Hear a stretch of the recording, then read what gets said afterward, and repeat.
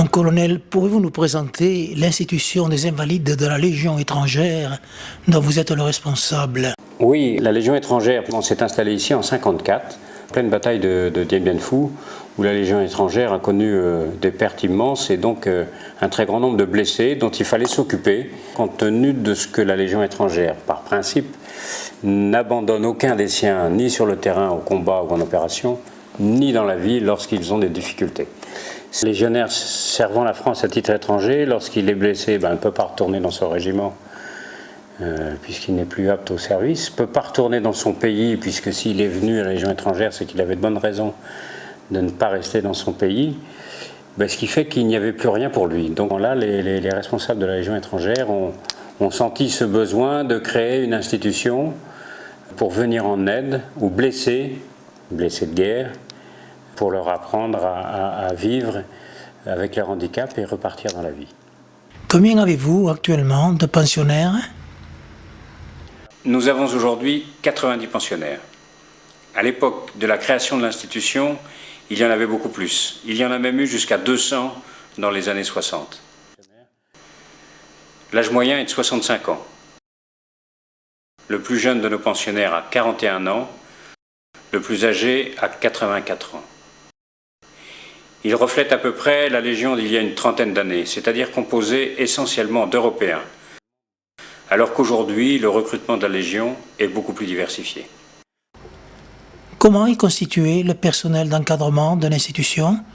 Alors, presque dans sa totalité, pas tout à fait, mais presque dans sa totalité, le personnel d'encadrement est lui-même ancien légionnaire. Nous sommes une dizaine de militaires d'actifs, et puis une vingtaine de personnels civils, mais qui sont presque tous, sauf quelques femmes de ménage ou postes bien particuliers, mais sinon qui sont presque tous d'anciens légionnaires eux-mêmes, qui, dans le cadre d'une reconversion après leur carrière militaire, viennent travailler au profit de l'institution. Quel est le profil type d'un pensionnaire de l'institution? Alors le profil a évolué selon les années. Au moment d'Indochine, au moment de l'Algérie, le pensionnaire de l'époque était un jeune légionnaire en activité. Aujourd'hui, nous avons une population plus âgée et souvent plus malade. La mission qui est confiée à l'institution, c'est d'accueillir, d'héberger, de soigner et de réinsérer. Est-ce qu'il n'y a que des légionnaires ou anciens légionnaires? Pour venir ici, alors c'est le premier volet de cette mission, accueillir. Il faut avoir servi la Légion étrangère à titre étranger. Pour faire court, il faut avoir porté un képi blanc dans sa vie. Donc c'est engagé au service de la France à titre étranger. Le deuxième volet, héberger. Évidemment, on les nourrit, on les habille si besoin et on leur donne un toit. Pour venir ici, il n'y a pas de conditions d'ancienneté, il n'y a pas de conditions de ressources. Donc, selon leurs ressources, ils s'acquittent d'une pension, et puis si leurs ressources sont insuffisantes, eh bien, ils ont un tarif dégressif. Et quelques pensionnaires, d'ailleurs, ne payent rien du tout parce qu'ils n'en ont pas les moyens. Et là, on touche du doigt le poids de la solidarité de la Légion étrangère, puisque l'institution est financée par la Légion étrangère elle-même dans son intégralité. Alors, on les soigne selon leur état de santé, selon leurs difficultés. Nous n'avons pas de médecins affectés ici, mais nous faisons appel aux médecins de Piloulier qui viennent autant que de besoin avec un certain nombre de vacations. Que font les pensionnaires toute la journée? Est-ce que vous les occupez? Ce qu'ils font dans la journée, alors il y a toute une population qui est assez âgée, qui ne peut plus travailler, mais on considère que si on veut avoir de bonnes raisons de se lever le matin, il faut se sentir utile, et donc on incite les pensionnaires à travailler au profit de l'institution. Ils sont répartis dans 8 ateliers distincts, des ateliers soit de fonctionnement courant de l'institution pour entretenir le domaine, pour assurer le service du réfectoire ou des choses de ce genre, soit à travers des ateliers de production directement, et ces ateliers sont au nombre de 3. Ils apprennent dans un atelier à relier des livres et à restaurer de vieux ouvrages. Ils fabriquent un certain nombre de bibelots en céramique. Si on prend un dans mes mains, voilà, c'est l'exemple type de petites choses qui sont réalisées dans l'atelier céramique de l'institution. Et après la céramique et la reliure, nous avons un troisième atelier sur lequel nous faisons un effort particulier en raison des ressources qui en sont attendues. C'est l'atelier de la viticulture. Le domaine de l'Institution des Invalides de la Légion étrangère s'étend sur 220 hectares et sur ces 220 hectares, nous avons 40 hectares de vignes, ce qui représente à peu près 200 000 bouteilles tous les ans. Ce vin est classé AOC Côte de Provence, il se répartit dans les trois couleurs blanc, rouge et rosé.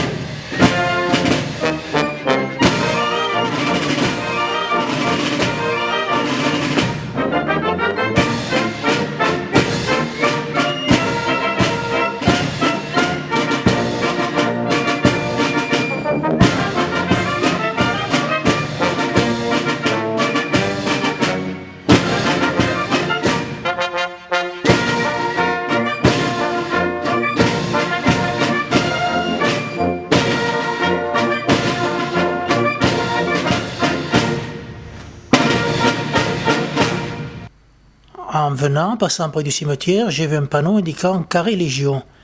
Est-ce qu'il y a un lieu spécial pour la Légion étrangère dans le cimetière de Puy-Loubier? Alors, dans le cimetière de la ville de Puy-Loubier, il y a un carré qui est affecté à l'Institution des Invalides, dans lequel, au premier rang des personnes enterrées dans le cimetière, il y a le général Rollet qui a une figure tout à fait particulière au sein de la Légion étrangère, et notamment de la solidarité de la Légion étrangère, puisque c'est lui qui a un peu mis en œuvre tout ça entre les deux guerres, qui est enterré donc dans ce cimetière. Et puis ce cimetière accueille les pensionnaires de l'institution qui nous quittent malheureusement. Présenteur, homme.